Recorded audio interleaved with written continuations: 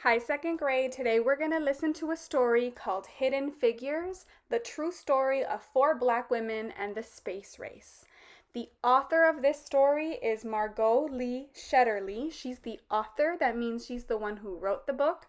And Laura Freeman is the illustrator. That means she's the one who drew the pictures in the book. So we're going to hear a little bit more about the hidden figures. These are four real women. It's a true story. So let's find out who they were, why people call them the hidden figures, and what they did to help the space race. So here we go. Hidden Figures, the true story of four black women and the space race. Dorothy Vaughn, Mary Jackson, Katherine Johnson, and Christine Darden were good at math, like really good at math. In 1943, the United States was at war, World War II. Dorothy Vaughn wanted to serve her country by working for the National Advisory Committee for Aeronautics, the government agency that designed airplanes. Having the best airplanes would help America win the war. Making airplanes fly faster and higher and safer meant doing lots of tests at the agency's Langley Laboratory in Hampton, Virginia. Tests meant numbers. Numbers meant math. And math meant computers. Today, we think of computers and we think of machines. But in the 1940s, computers were actual people, like Dorothy, Mary, Katherine, and Christine. Their job was to do math. Because Dorothy was black and because she was a woman, some people thought that it would be impossible for her to get a job as a computer. She lived in Virginia, a southern state where laws were segregated or kept apart. Black people and white people. They could not eat in the same restaurants. They could not drink from the same water fountains. They could not use the same bathrooms. They could not attend the same schools. They could not play on the same sports teams. They could not sit near each other in the movie theaters. They could not marry someone from a different race. But Dorothy didn't think it was impossible. She was good at math, like really good. She knew that she was the right person for the job. She applied, and the laboratory offered her a position as a computer. At work, blacks and whites were kept apart. The white computers worked in one building, and Dorothy and the other black computers worked in a different building in their separate office. Even though they worked on the same kinds of assignments, the black computers and the white computers used separate bathrooms and ate in separate lunchrooms. Remember, computers are people back then. They weren't machines, they were people. So all of these people, they're computers. America won the war in 1945, but Dorothy stayed on the job, still trying to make airplanes flying faster and safer. By 1941, the Americans and the Russians were competing to see who could build the best airplanes. That meant more experiments and more numbers. Lots and lots of numbers. And more numbers meant the need for more computers. That's when Mary Jackson got a job as a computer at Langley. She worked in a group that tested model airplanes in wind tunnels. A wind tunnel was a machine like a huge metal box with a powerful fan attached. Mary put model airplanes in the wind tunnel and blasted them with air from the fan. This experiment helped her group improve their designs on the models before they built the actual full-sized airplanes. So she got to test the airplanes in the wind. Mary wanted to become an engineer, but officials said it was impossible. Most of the engineers at the laboratory were men, and to become an engineer, Mary needed to take a high-level math class. But she wasn't allowed to go inside of the white school where all of the classes were taught. But Mary was good at math, like really, really good at math. And she refused to give up. She got permission to enter the school building and take the math classes, and then she earned really good grades. Because she didn't give up, Mary Jackson became the first African American woman engineer in the laboratory. That's her.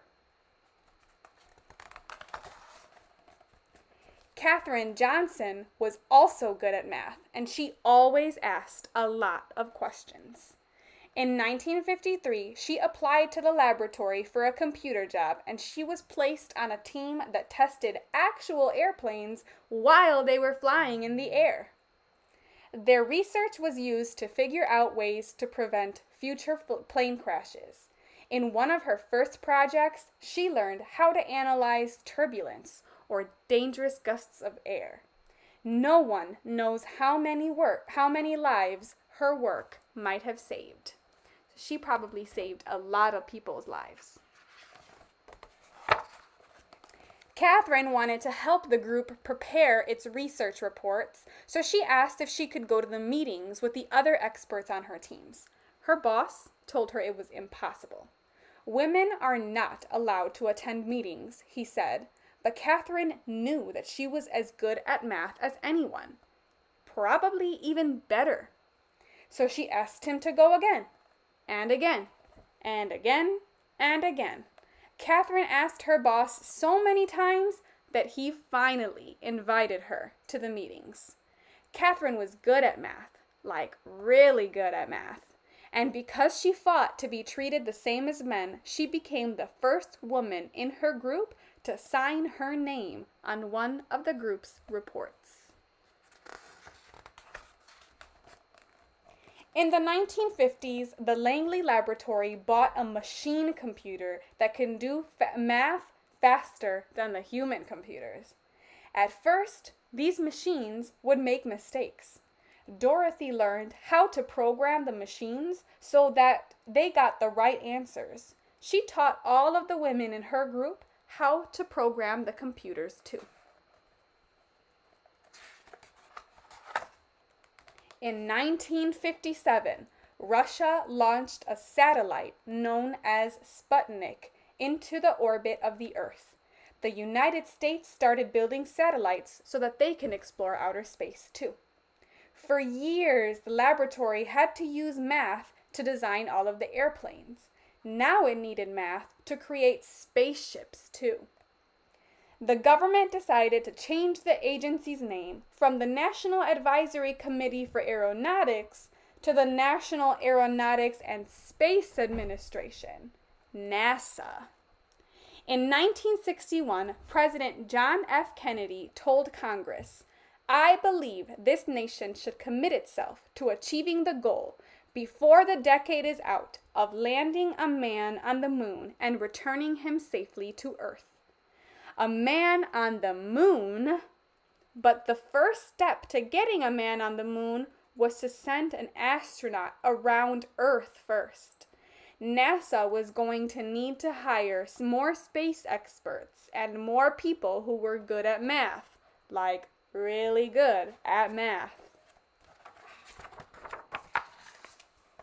The people at the laboratory had to work together from morning all the way to night to figure out how to send an astronaut named John Glenn into outer space and then bring him back to Earth safely. Katherine Johnson knew that she could use math to help. "Tell me where you want this spaceship to land and I'll tell you where to launch it," Katherine told her boss. Katherine helped calculate all of the trajectories or pathways that the rockets traveled through space. She had to plan Glenn's exact route from takeoff in Florida to the splashdown in the Atlantic Ocean. There was no room for error. No one was better than Katherine at solving these tricky math problems. Days before his mission, John Glenn wanted Katherine to double-check the machine's computer trajectory calculations to make sure that it didn't have any mistakes. When Katherine said the numbers were correct, then Glenn was ready to go. On February 20th, 1962, Glenn blasted off into space, he circled the Earth, and then he made his way back home safely. Meanwhile, laws began to change so that black and white students could go to school together. Black people fought for the right to sit beside whites on the buses and to drink from the same water fountains. At the laboratory, black and white computers started working together in the same offices, eating at the same lunch tables, and using the same bathrooms. Black and white moviegoers could sit next to each other in the same movie theater, and across the country, people started to think about ways to bring equality to all Americans.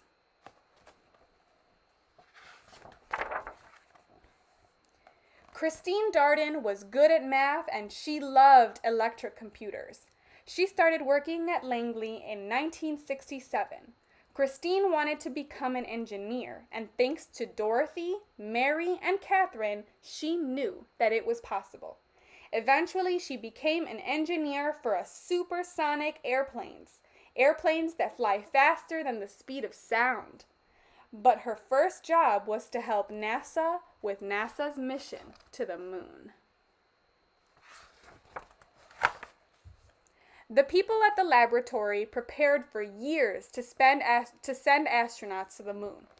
About 238,900 miles away from the Earth.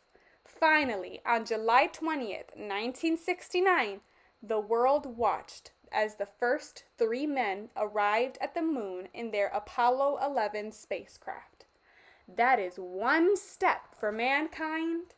One small step for man, one giant leap for mankind, said astronaut Neil Armstrong when he stepped onto the dusty surface. But it was also a giant leap for Dorothy, Mary, Katherine, and Christine, and all of the other computers and engineers who worked at that laboratory for all those years. The moon landing was a success from takeoff to splashdown. But there was no time to rest. Once NASA landed the astronauts on the moon, the people at the laboratory began dreaming of sending humans to other places, like Mars or Jupiter or Saturn. They started to imagine the hyper-fast space planes that could travel around the Earth at 7 times the speed of sound. Look how they were excited when the first person landed on the moon. The next adventure wouldn't be easy, and it would require a lot of tests and more numbers. But Dorothy, Mary, Katherine, and Christine knew one thing. With hard work, perseverance, and a love of math, anything was possible.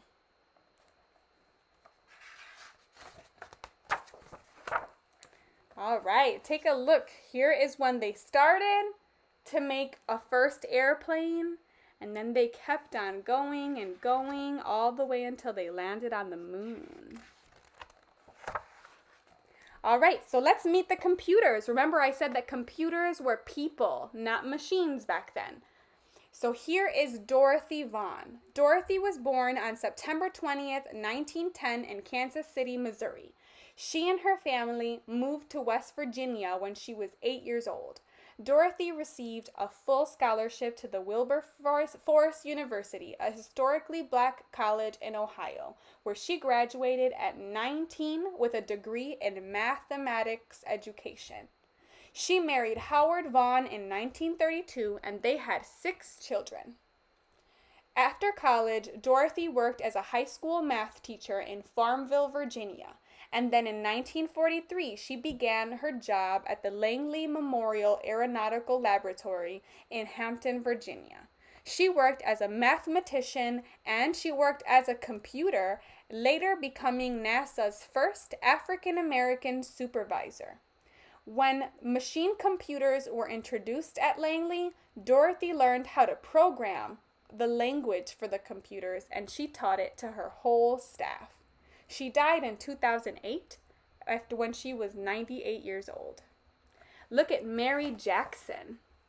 This is Mary Jackson, and Mary was born on April 9th, 1921 in Hampton, Virginia. She graduated with the highest honors from the all-black Phoenix High School, Then she graduated from the Hampton Institute in 1942 with degrees in mathematics and in physical science.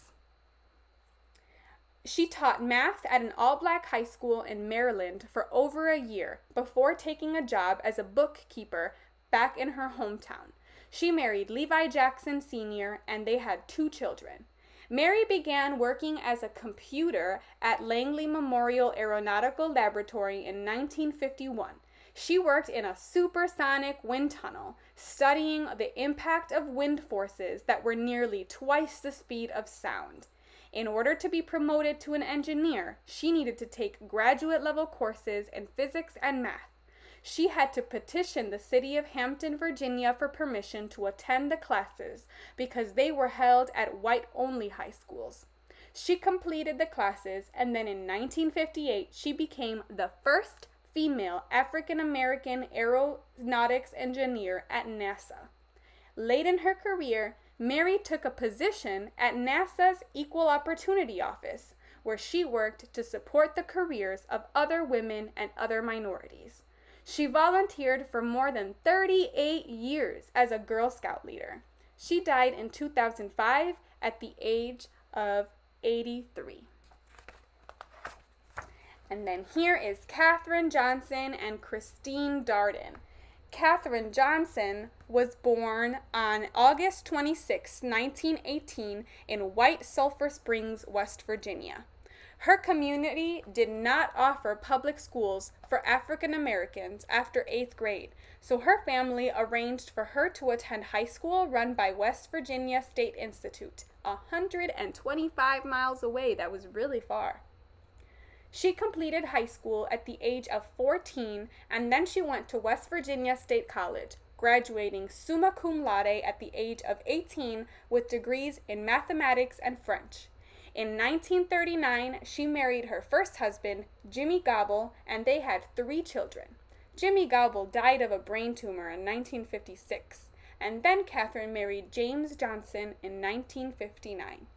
Katherine taught high school math before she started working as a computer at Langley Memorial Aeronautical Laboratory in Hampton, Virginia in 1953. Her expertise in analytic geometry earned her a space in the Flight Research Division. She worked on flight trajectories, flight pathways, for Project Mercury, the program that sent the first African American astronauts into space. Astronaut John Glenn specifically requested that Katherine double-check all of the computer calculations on his spacecraft before it orbited the Earth. She also contributed calculations to the 1969 Apollo 11 mission to the moon. And last but not least, this is the other computer that we learned about, and her name is Dr. Christine Darden. They're both still alive, actually. Christine was born on September 10, 1942 in Monroe, North Carolina. She had an early interest in understanding how things worked. As a child, she repeatedly took apart and rebuilt her bicycle. She graduated high school as a valedictorian in 1958. She went to the Hampton Institute on a scholarship and graduated in 1962 with a degree in mathematics education. In 1963, she married Walter Darden Jr., and they had 2 children, and then she briefly taught high school math. She earned her master's degree in aerosol physics from Virginia State University. She earned her doctorate in mechanical engineering from George Washington University in 1973. In 1967, Christine Darden began working at Langley. She became an expert on sonic booms, the sound associated with the shock waves that are created when an object travels through the air faster than the speed of sound. She designed a computer program that could stimulate sonic booms and help improve the designs of aircrafts flying at supersonic speeds. So today we learned about the hidden figures and how these 4 women, even though they never went to space, but they are the reason why we were able to send people into outer space. because of how good at math they were and all of the math that they did, we were able to build airplanes and spaceships in order to get people to the moon.